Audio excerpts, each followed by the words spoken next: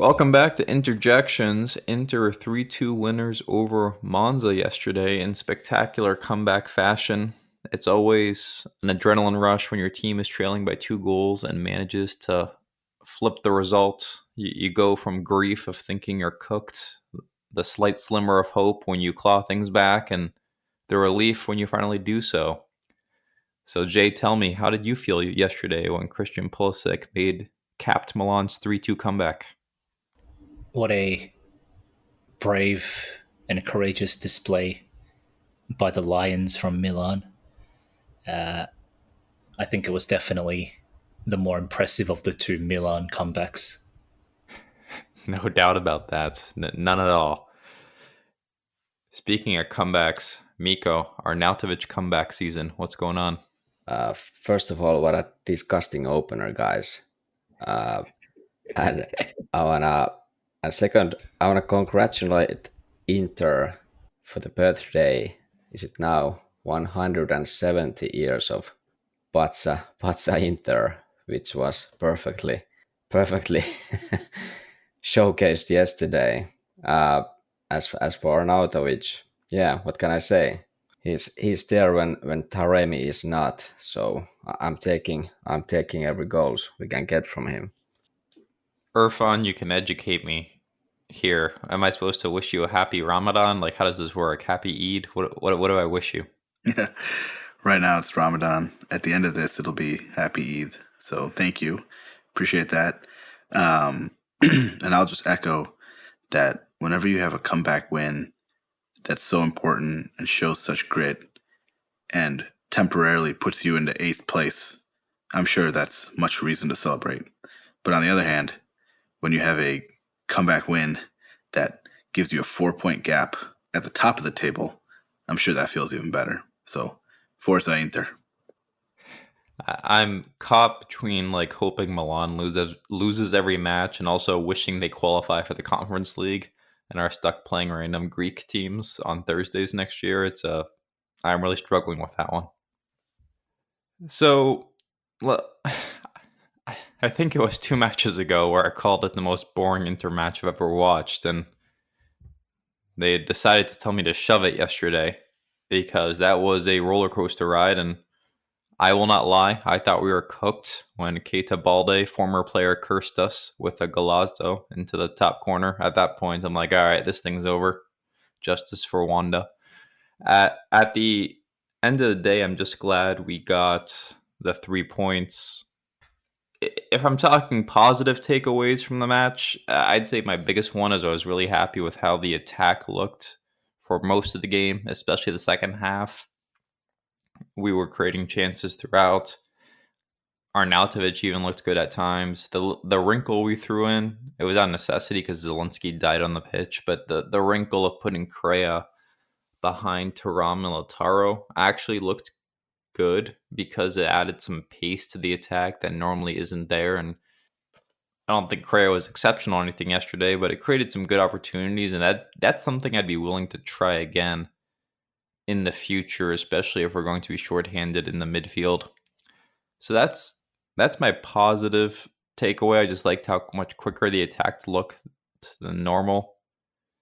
The negative is obviously the first 45 minutes before Arnautovic scored, and we honestly did not play poorly in the first 45 minutes. We weren't creating a ton of great chances, I'd say, but it's not like we were leaking chances to Monza. Both Monza goals, the Keta Balde one, a bit of a write-off. Obviously, Inzaghi is indirectly blaming Pavard for it when he yanks Pavard at halftime, and yeah, he should have closed him down more, but I'm not too critical of Pavard for that goal. At the end of the day, that was just a class finish.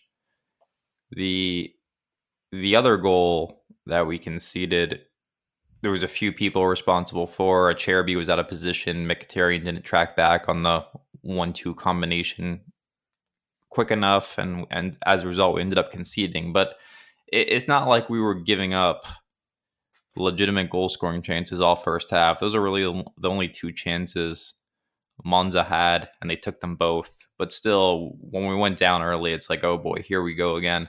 we're going to drop points to the worst team in Serie A. So I was happy the boys clawed back. I was happy they were able to put together just a nice comeback win. I think a lot of the structural problems that existed yesterday in defense are personnel related, like Acerbi just not belonging at left center back. Like I said, he was dragged out of position on the first goal, and Inzaghi recognized that as well when he made the substitutions he did to put on Bisek, who's a bit pacier, rectify the defense. And then obviously it's great to have a Gusto back, so I'm hoping that means the madness is kind of over and we've weathered the storm of just really weird lineup combinations. So, I mean, at the end of the day, you beat the worst team in the league at home. This was the bare minimum expectation. It was not the most impressive win in the world, but with so few matches left in the season, I've given up on style points. It's just win at all costs, and job done. So, Jay, I'll turn it over to you first and pose the question of if you were to contemplate, Keita Balde, Mauro Icardi, and Maxi Lopez, who is the best fit for Wanda? Brozovic, obviously.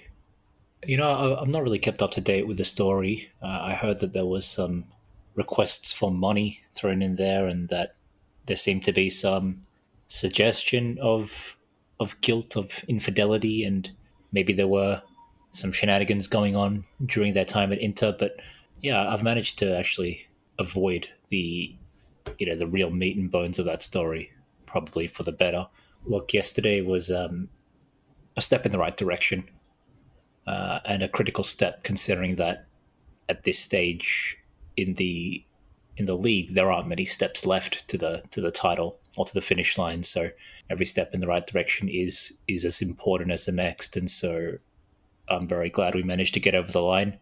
I felt that Toro looked really good as he did against Feyenoord. He played like a leader, dropping back, dropping deep, getting involved with the play, helping out his teammates in defense, being a focal point of attack, a point of reference, and being able to facilitate play as well.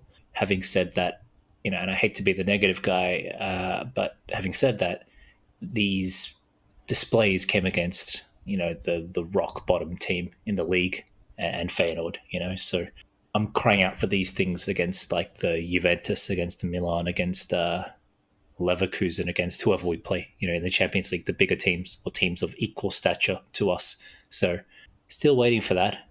And, my criticism has been it's always kind of like this, where we get a degree of it in the smaller games, or in the smaller teams, but not enough of it against the bigger opponents. So regardless, it's a slight return to form that I'll still happily accept. Not to keep throwing shade or anything, but I feel the same about what you're saying about Correa, about him playing in midfield. I thought that was a game-losing substitution. I thought it was a potential disastrous substitution, but thankfully it didn't have much of an impact, and Monza weren't able to really put together any more threatening attacks after we grabbed the third goal. But regardless, it's only working because we're playing against Monza at home and we're overwhelming them in attack. I do not want to see Korea anywhere near the midfield when we're playing against a serious opponent in a more delicately balanced situation. But I know that's not what you're suggesting either. Takeaways from the game: is this not the second game in a row Bastoni has played 90 minutes now? Hopefully we get to see more of full games for Bastoni. I'm sick of seeing us concede after he comes off, and I'm sick of seeing that Acerbi at left centre-back nonsense. So yeah, currently I'm most happy about Hakan looking like he's back. Again, I keep saying this, and I'm not trying to be negative, but I'm just trying to stay grounded because it was against the worst team in the entire league, right? So is Hakan fully back? Let's wait and see against some stricter opposition. But for now, again, welcome signs and on the right track. Yeah, I mean, this is not a match you can make wide sweeping conclusions about. Like, we know what Inter is at this point of the season. We know what we're trying to accomplish, and this was just a job that needed to be finished that we made extremely difficult, but we survived. Mikko, who's your man of the match for their performance yesterday? I would say it's probably Çalhanoğlu or Bastoni. I think Çalhanoğlu wasn't like that great in the first half. He made some mistakes, but then in the second half, it was like a back to himself, as we know how good he can be. Bastoni, was his, like I said, second game in a row. He's on the left wing back role, shifted back to the center back role when Augusto came in. But wait, how was it? Yeah, De Vrij came off. Yeah. So yeah, I think Bastoni is so important. He can do everything there on the left flank. He's an incredible player, and yeah, I would be happy to see him play more. We've discussed this before, and like Inzaghi, always, well, not always, but many times he takes him off, maybe to like save him or whatever. But like in these latter stages of the season, I want to definitely see him to play as much as possible. And as for the game, I'm quickly gonna comment that I'm not going to blame Inzaghi for this. I'm going to blame the players. I could see that Inzaghi maybe had some plans for the rotation for this match and for the next one, and then players decided to just fuck it all up by going 2-0 down in the first half, and then Inzaghi had to make moves like just to get the 3 points out of this match. And of course, the Zielinski injury didn't help in that regard, but it kind of probably blocked some of the rotation plans, maybe like taking Lautaro, Barella, even Bastoni out in this match. But that's the way it is sometimes, especially in these matches which come right after the Champions League or European games in midweek. We saw yesterday how all of the 3 German teams lost their games. These German Champions League teams lost their own games. Leverkusen lost to Werder Bremen at home. Bayern Munich lost to Bochum at home, and Borussia Dortmund lost to Augsburg at home. So even if Monza is indeed like the clearly the worst team in Serie A, like something we saw yesterday, that can happen, because if you let your guard down even a bit, it can hurt you. Of course, we can talk about the XG, and maybe they got so-called lucky or something. They had maybe like 0.6 or something XG, and they got 2 goals out of that. But that's how it can go sometimes, and you need to be ready, and we weren't ready in the first half to kind of react to their attacks correctly. Yeah, like I said in my opener, I know the Monza goals aren't high XG opportunities or anything like that, but I thought there were obvious defensive shortcomings on both goals that led to them, and they were just well taken chances by Monza. You have to give them their due, especially the Keita Balde one. Irfan, I know it's hard to draw conclusions based off of matches against the worst team in the league, but it does change the dynamic of the weekend now that we put some pressure on Napoli. So how are you feeling post-victory?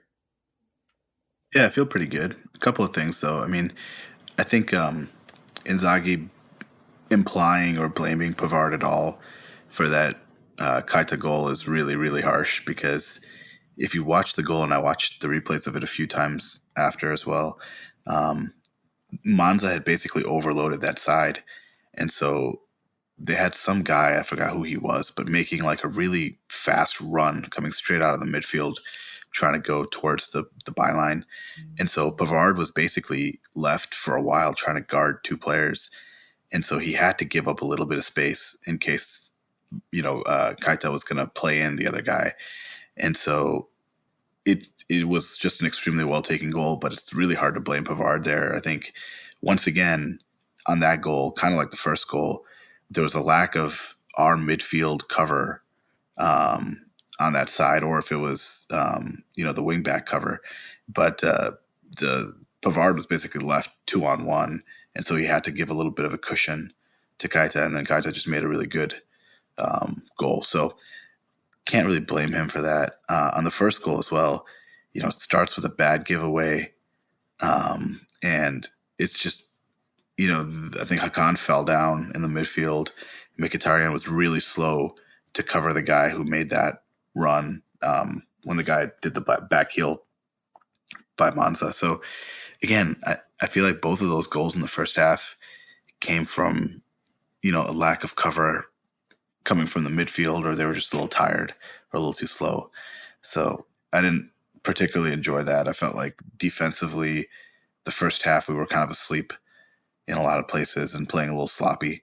And so you give up these 2 goals and then you're like really just playing catch up the whole game. And I take your guys' point that it's nice to see Bastoni playing 90 minutes, but I don't want to see him play 90 minutes twice a week. I don't think that's a great result either. I know he's young and he can handle it, but I'd rather not have him play 90 minutes because he's so active on the pitch. Like Lautaro might be our most valuable player if you look at transfer market, if you look at just projected fees, but I think Bastoni is probably our one true world-class player, the kind of player that can walk into any club in the entire world and start for them and be an asset for them. So I really want to keep him sort of protected, and playing him 90 minutes twice a week doesn't seem like a good idea. But, again, we'll take what we have to do because of the injuries. It was great to see Augusto back. He had an immediate contribution. You can tell the team's a lot more balanced when we have him as an option. And so overall, again, like you guys said, it's Monza at home. It should have been an easy 3 points, and of course it wasn't. But I'll take the win, and it puts pressure on both Atalanta and Napoli to, keep up with us. And it's always better to be in the position where you're the one putting the pressure on versus you having to keep up, because we've seen how that can be so taxing mentally on our players. So I'll take it, and hopefully now, the team gets a little bit of confidence after a comeback win, and we start to stabilize because of, getting some of the injured players back. The last thing I'll say is Hakan.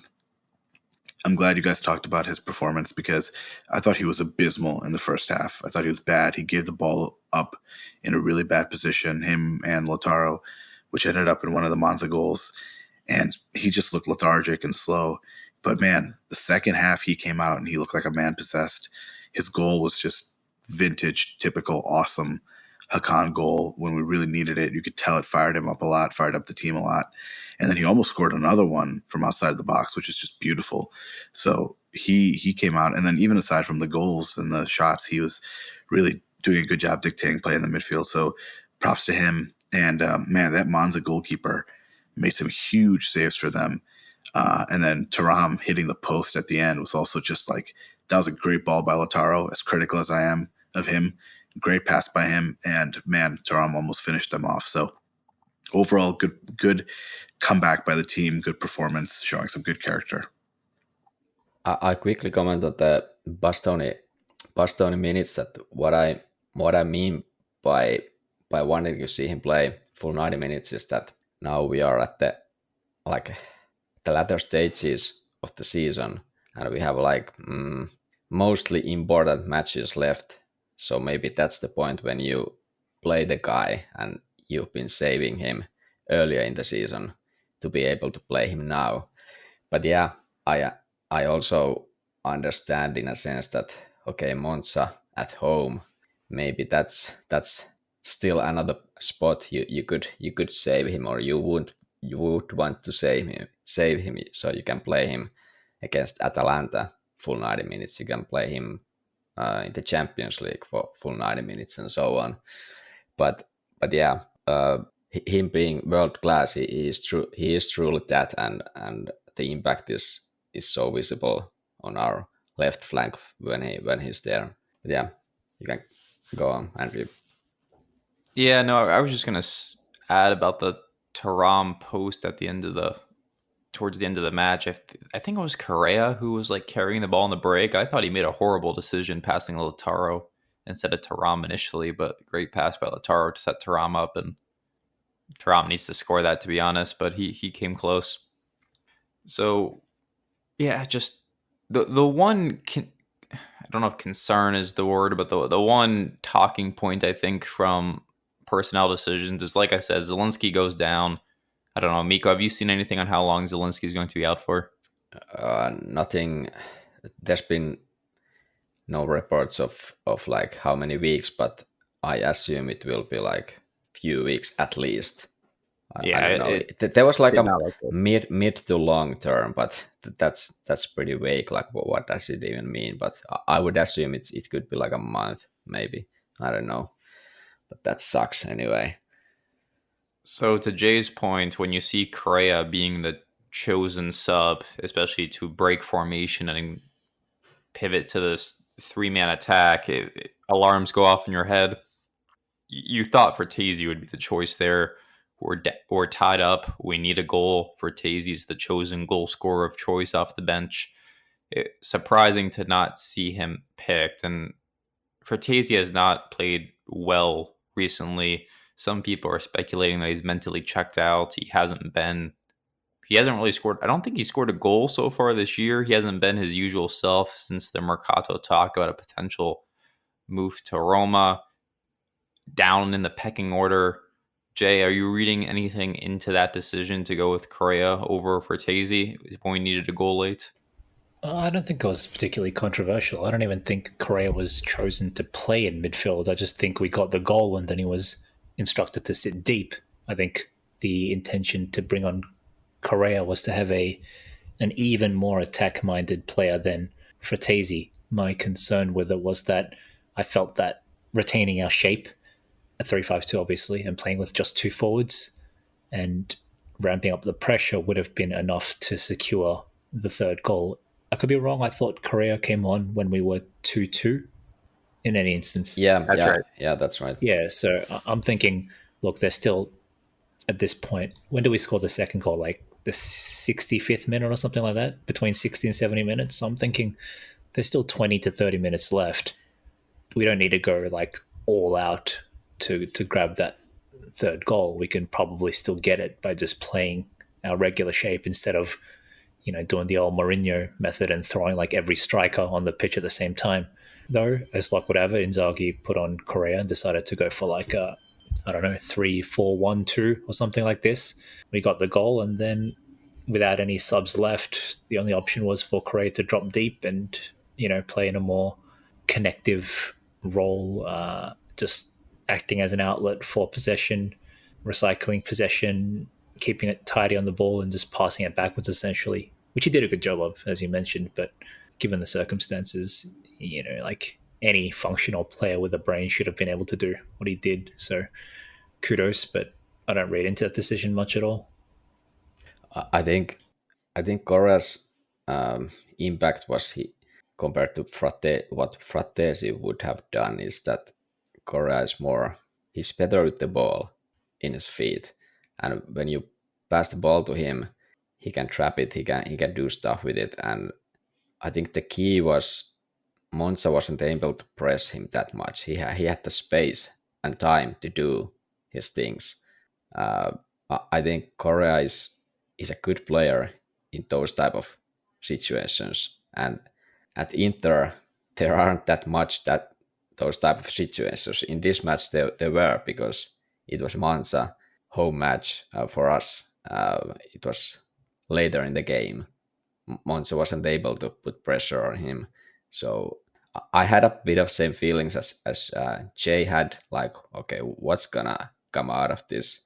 But I think Inzaghi read it well that Correa can help the team there, being like in the middle of the midfield and attack and kind of be the one who can carry the ball and like take the ball forward and do like the dribbling and so on, because there's gonna be space for him.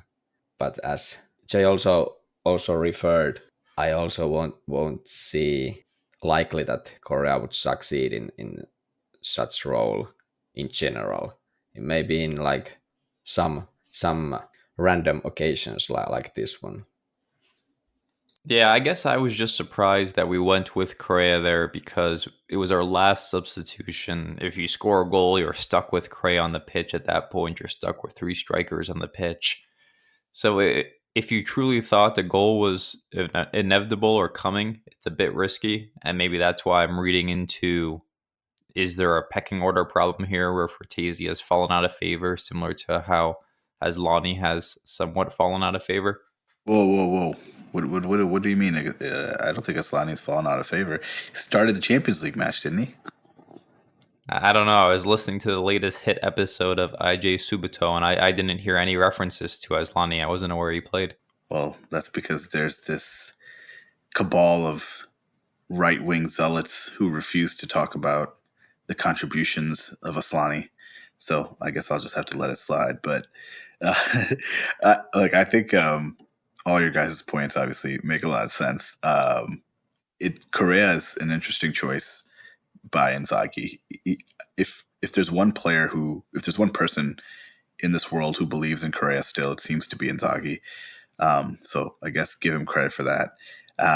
And I know we talked about this earlier in this episode, but man, honestly, we got to give kudos to Arnautovic. Like, the guy is, at least he's functionally a striker, right? Like, he does a lot of the good things that we would expect to see, especially when you compare him. And I know it's a very low bar, but when you compare him to Correa and when you compare him to Remy, like, it's refreshing when Arnautovic is subbed in or when he's on the pitch for us, because at least I know that I'm getting someone who's interested in scoring goals and gets very emo if they don't score goals. But at least he's like trying to go out there and put the ball in the back of the fucking net. Like, I just, that in and of itself is refreshing. So props to Arnautovic. He scored some important goals for us now this season. He's finally looking like a real footballer right now. Thankfully, it's not been a lot of games, but for the last handful of appearances, he's looked like a genuinely acceptable player. Like, we all knew that Arnautovic had talent. Now, obviously, he's like 34, 35 or something, but for the last year and a half, he's been a bit of a joke, to be honest. So we're seeing what looks like a bit of a return to that Bologna Arnautovic, someone who's got talent, someone who's got some degree of confidence and some degree of functionality, and is playing with finally adding some experience as well, instead of, you know what I mean, just like missing big chances and all this kind of thing and moping around, throwing his shoulders around and sulking. So it's good to see him kind of mentally get to a better place where he's able to contribute in a more meaningful manner. We've spoken about the striker situation at depth many times, but having the difference for this squad to have a genuinely reliable backup and not having that could be a massive difference. So a reluctant kudos to Arnautovic, and hopefully he keeps it up. Yeah, definitely. I just wanna comment on his. I just hate his reactions when he's there playing and something doesn't go right. It's just so. I feel that those kind of reactions, they take like energy from your team when you react so heavily. Like for instance, yesterday was in the first half when Barella gave him the cross, and I think he was maybe around the penalty spot, and he was in a bit of a difficult position, but he pulled off pretty good header right to the far post, and Turati made a good save on that. But it wasn't like a great chance or anything, and his reaction was like really drastic frustration. And I feel like, can't you just like calm down a bit? It's not a big deal if you miss that or you don't score from that chances. It was like an empty net against Atletico, or like a 1-1 against goalie, like it was against Atletico a year ago, or anything like that. It just feels this kind of behavior might, like I said, those kind of reactions could take like an energy from the team, since I feel that whenever we score, or especially when Arnautovic scores, they're like whole team is celebrating and like patting him on the back, and like they make sure that he feels fine, and it's a bit strange. Like he's a veteran, he should be like, he should get it. He should be like he should be more calm. But Well, that's part of of course, the criticism, isn't it? The fact that he's always yeah, kind of just moped around like a immature teenager, So we've it's got, just a. we've seen Barella do that a ton of, back in the day. So you're right. I don't like it either. I really hate that kind of body language. That kind of outwards show of petulance is really kind of turns you off a player. So it's not good when he Here we does are. that. And Anadovic, what were you thinking I was going to say? I was gonna say, wow, we're sitting here in 2025, and men showing any emotions is just frowned upon. This war on men just continues. We're expected to be stoic and perfect and professional Look, in every situation. What is this? We'll add a link to a men's health hotline Okay, fair in enough. the episode description, but I think Anadovic specifically has always been on edge. He knows that he has kind of let the team down by missing millions of sitters, and I think he's just exasperated and frustrated and wound up tight. So this probably adds to just this a bit of natural petulance that he always has. Same with Barella. It's like when things get a bit tough, when it's a bit more frustrating than normal, he tends to lash out and make these overblown reactions. If a striker misses a good chance, he'll jump up dramatically and then fall to his knees and keel over as if he died or something. So it's as amusing as it is annoying, but yeah, whatever. Ultimately, I don't think it's a huge issue. Yeah, I mean, you're right. I mean, Barella does the same thing. They're both very emotional, very expressive on the pitch. Remember when we also had Lukaku and he would do that 17 times a match? I would just get so infuriated the way he would react if he didn't get a pass, or if something happened, if he thought he was in a great position and someone ignored him. And a lot of times he wasn't even in a better position than the player, but he would still react so strongly. And I just get so mad at the way his body language was. He was usually behind a defender, like how do you pass it there? And Yep. but yeah, anyway, I agree that it's good to see Arnautovic being like a net positive player, besides the goals as well, but in general. And let's hope he keeps up with this current impact. Yeah, at the end of the day, I'm still counting down until summer when both his and Correa's contracts are up. But hopefully he can buck up here and get us a Scudetto. Or if you ask Inzaghi, a treble. Or was it quadruple? Like he corrected his mistake yesterday. That he made a mistake of referring to a triple after Feyenoord, and then he said that, oh, I forgot the Club World Cup, so he's going to get them all. He's treating the trophies like Pokemon. I get it. All right, let's talk about this Feyenoord return leg we have coming up midweek. Jay, Irfan, you are not part of the latest masterpiece released by this podcast where Mikko and I broke down the first leg, and Mikko so bravely declared the fixture completely dead. He said Feyenoord have no chance of advancing, that we might as well roll out the Primavera.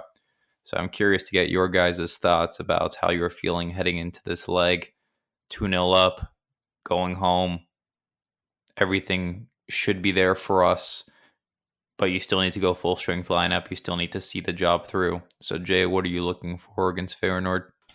Professionalism. The same way that we played in the first leg, the first half of the first leg, or until we scored, we were pretty bad. At the same time, I think Mikko mentioned there was a degree of maturity in the way we handled it. You can suffer for periods of a match and kind of batten down the hatches and just focus on keeping your opponent at bay, or just focus on staying alive in that moment and not conceding. It's not glamorous, it's not pretty, but we managed to basically sit deep, absorb some pressure without conceding any chances that were of a highly dangerous nature. And then we managed to grab one, and from there, it was a completely different game. So I'm not saying I want the game to follow the same pattern, but what I'm saying is that approach, the way that the game flowed in the first leg was a professional display. So I want to see the same professionalism this time around. Against Monza, those goals kind of came from nowhere, and we had a lot of decent moments without managing to get shots off on goal, partly because we were playing it too cute. I don't want us to do that again. I'd like us to be a bit more clinical, a bit more to the point. And, if there's a shot there to be taken, then just take it. I was remarking about this yesterday, but I'd like Hakan to take more shots from outside the box. He's a phenomenal specialist when it comes to shooting from long range, and he doesn't seem to actually do it that often. Or I find it really funny that Mkhitaryan is constantly in a great position to shoot, while he's making plays down the left flank, but he's just a terrible shooter these days. So between the space and opportunities presented to these guys, I'd like to see our midfielders be more of a threat in taking shots from long distance. Overall, I guess what I want to see is, let me say that again, I don't think there's anything particular that I'm looking for against Feyenoord other than the win, obviously, within 90 minutes. And if we can get an early goal, that'll shut them out a bit. That'll probably dampen their confidence significantly. So I think we need to weather an early storm. Again, show some professionalism, show some maturity, and then eventually strike when we have our openings. You figure if you get one goal at some point during this match, it's over. It's going to be impossible for Feyenoord to score 3 against us. But if you hang around, if you let them get an early goal, you give them some hope, you give them some initiative, that's where this could really teeter off the rails. So with that being said, from a lineup decision standpoint, you're forced to go as full strength as you can. It would be fantastic if Augusto was fit enough to start this match. He played 45 against Monza, so that's the thing I'm most watching from a lineup decision. Irfan, what's your take on this match? Is there anyone you're especially hoping to see play? I don't really like the setup at all of this match. Obviously, I'm happy we're up 2-0, but missing that penalty that Zielinski missed really pisses me off, because going up 3-0 into this match would have been so much better, like exponentially better than 2-0, because I think going into this match 2-0 gives us the potential of falling into what's Inzaghi's probably worst characteristic. If I had one criticism of him, it's this, which is that I'm worried that we're going to go into this match in a full defensive setup, in full kind of fortress mode, low block, and just try to survive for 90 minutes. And I really hate that. I hate when we play like that, because obviously it's necessary at times, right? But doing it for 90 minutes just shows such a lack of conviction and just like a lack of confidence in our side. Like with a 2-0 lead, we should go out regardless of who the personnel is. Like obviously we're not going to see heavy rotation, but even if we do see some second team players, like we should go out and play our game. We should play the way we typically play. And I don't want the 2-0 scoreline to kind of dictate the setup and the tactics of the match. Like I think we should go out and play our game. We're at home against a significantly weaker side, and we have a 2-goal cushion. So when do we ever play with crazy reckless abandon? It's always pretty measured. So I don't think we need to worry so much about, conceding and moving all the way forward and leaving ourselves exposed. I think we should play our game like the way we typically play, and just, try to avoid making critical mistakes. So I'm a little worried about how we're going to approach this match. I'm hoping that we treat it like we treat any other match, and we don't just play defensive for 90 minutes. Because I think that's a recipe for disaster. Because like you said, if they score that first goal, then all of a sudden things are getting very tenuous. Like I don't want to deal with that at all. If we play our match knowing that they're going to be attacking and interested in a goal, I think we'll find space to be able to get that first goal and really put this away. But man, that penalty miss just makes me so mad. In terms of players that I really want to see, I think you're right. Augusto is probably the main player that'll be interesting to see how much he plays. I'm curious if we're going to see, most likely we probably will see another Aslani start.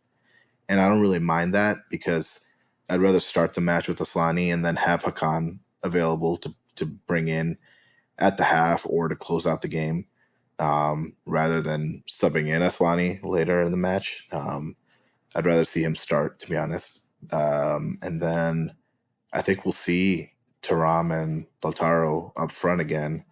I don't think he's going to rotate Lautaro. So I think the team will mostly be set up with the starters. But I'm hoping that, if we get a quick goal or maybe even two, then we can kind of really sub some of these guys out and save them, because I think we play like Atalanta next, right? So we got to be mindful of that as well.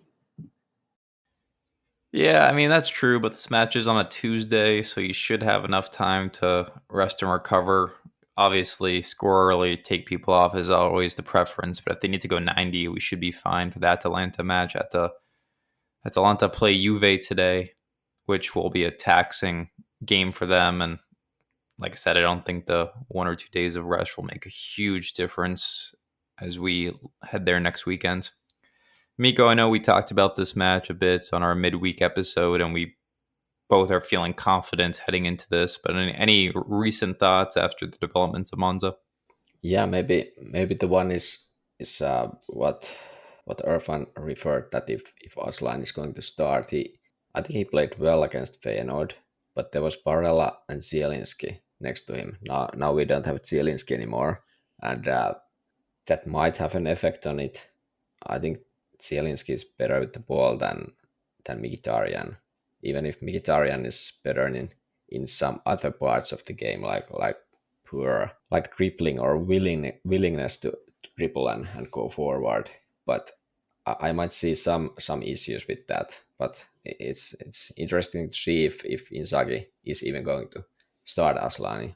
I would hope, since I still feel Çalhanoğlu might not be like 100% ready or like fit. I would want to try to save him if possible, still, and especially Thuram I would want to save. I would have liked to see Thuram not play for 2 games at all before Atalanta, but that wasn't possible. I would hope not to see Thuram in these matches at all. But let's see. I would start with Lautaro and Arnautovic, even Taremi, but maybe No, that's too far. that might be too much. Yeah, maybe take this match seriously, as you guys mentioned. So Lautaro will play again, and let's hope we can rotate him and we play our game, score a goal, maybe another, and then we can rotate the usual names. What's interesting is will Fratesi have any place in this match, or is he like benched again? I believe he was playing against Feyenoord at some point, but I'm not sure. Did he enter later in that match? But yeah, I think you guys pointed every corner already regarding the match. Just play the normal game and not try to play the typical Champions League match of this season, like we've seen, which is like very very conservative, very very reserved, and I would want us to like play when the opponent is like clearly weaker in a sense. Just like was it the Red Star game when we won like 4-0, and that wasn't the typical Champions League match, and I would want to see that. Of course, I'm not going to Mikko would rather us win by a lot than win by a few. Yeah. But I'm gonna say, I tried to say that, okay, Feyenoord, I'm not going to disrespect Feyenoord and say they are like Red Star level, but still, like we saw in the first match, we are a lot better team than them. So I think at home we can play properly and not this kind of a defense first kind of approach. Even if that would be the typical Italian way way to approach the match. But yeah, let's put the game on back early and then see about the approach after that. The other thing we haven't talked about is bookings, especially with us seemingly going through to the next rounds. We do have a few guys who, if they pick up yellow cards, will miss the first quarterfinal matchup. Those players are Pavar, Dumfries, Barella, and Asllani. So you can pretty much guarantee Asllani will be suspended since he can't play 45 minutes without picking up a booking. It is worth keeping an eye on, though, because we're so short on wing backs. It'd be nice to hide Dumfries here and just guarantee you're going to have him for the quarterfinal. Yeah, I think Dumfries has been playing like 90 minutes for a few weeks now. So, yeah, Barella, Dumfries, those are the two names I would want to see subbed out as early as possible. Who's the random Primavera kid? Who's the right back who we let play earlier this year? Was it Adu? Mike, our good friend Mike. Yeah, him. Maybe he'll get a cameo appearance off the bench to spell Dumfries, since we have no healthy right wing backs. Okay, I think we can do some predictions here. So, Mikko, I'll let you lead us off. What's your prediction for the return leg? I'm gonna go with 2-0 win. Lautaro is gonna get a goal, and then Dumfries scores the second one. Irfan, what do you got? I'm actually going to go with a 1-1 draw, but I'm going to say we're going to score first. So it's going to be a very uneventful result. I think we'll score first, and then Feyenoord will just kind of try to chip away, and then I think we'll give up one of our textbook late goals to them. So the match will end 1-1, but we'll obviously go through. So I don't expect it to be super eventful, especially after we score. So I'm going to give our goal to Barella. I don't know if you know this, Irfan, but we've only conceded one goal in the Champions League this year. So very bold of you to assume we're going to double that total. Yes. Well, I'm nothing if I'm not bold. So yes. That's right. Jay, what's your prediction? Yeah, I don't see this being a high-scoring affair. On one hand, logic dictates if we do get an early goal, that the floodgates might open. Feyenoord might be demoralised by the prospect of being 3 goals down, and that might give us the impetus to attack with more freedom and get more goals. But for some reason, I don't think that's going to happen. I just feel like it's going to be really cagey, and I don't feel like there'll be many goals in it. Maybe 1-0 to us, 2-1 to us, 1-1, that kind of thing. Not many goals, and I think that if we do win, it'll be by just a 1-goal margin. But I'm also leaning towards a draw here. I'm going to say 0-0. I feel like we're going to put in a really, really kind of boring containment job and just look to manage the threat. And I still think Feyenoord will be missing a lot of their players despite, the week to recover that they've had. So keep in mind that we're playing against a really disadvantaged Feyenoord as well. They're not operating at full power. They're not playing at their best either. So when you've got a team that's kind of handicapped the way Feyenoord are with all their injuries, and then you've got us just looking to sit back and defend on a lead, which I think, unfortunately, I agree with Irfan. I really, really don't want to see Inzaghi just go in and tell the guys to not play football the way he did against Napoli, the way he did against Leverkusen. But I have a feeling that's what's going to happen. So when you put the 2 and 2 together, I think you're in for like a real shit 0-0. You mentioned all the absences on the Feyenoord side. It's probably worth pointing out that I haven't followed the story too closely, but apparently the Dutch FA postponed their match this weekend so they'd have more time to prep for us. Yes. So which must be nice. So anyway, they didn't play this weekend. Maybe they're going to be healthier as a result. Who knows? I don't think Inzaghi's going to have a patented conservative approach here. I find he reserves that for the bigger sides. When he's playing a team he knows we're better than, Inzaghi normally does a good job of going for the neck, going for the kill. So I'm expecting us to come out strong, get an early goal, and then settle into a more conservative pattern. So I'm going to go with Mikko here and predict a 2-0. I think it's going to be an early goal followed by something late. Let's say Lautaro gets us the early goal, and let's say the late goal comes courtesy of, I don't know, Augusto. So Jay's hot betting tip. The jury is still out for last week's because you predicted a 3-0 Juve victory over Atalanta. As of recording, that match has not transpired. Our listeners will know whether or not you kept the hot streak rolling. So until then, what is your latest hot betting tip? On Sunday, the 16th of March, Arsenal host Chelsea in what could be a critical match to keep them within touching distance of Liverpool, which they are not, already being 13 points behind. But look, a loss here would be more or less the nail in the coffin. So I'm going to say Arteta's brave young Gunners come out on top 3-1 after going a goal down. So the bet here is Chelsea to score first. Final result, Arsenal 3-1. No one has their pulse on the finger of Arsenal better than Jay, so I'd go put your mortgage on it personally. Or Milan. Well, they are your favorite team. That's right.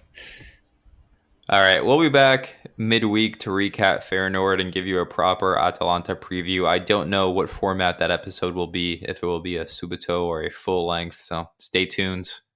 Until then, Mikko, take us away. Forza Inter, Forza Fiorentina, and Forza Atalanta. Catch you later.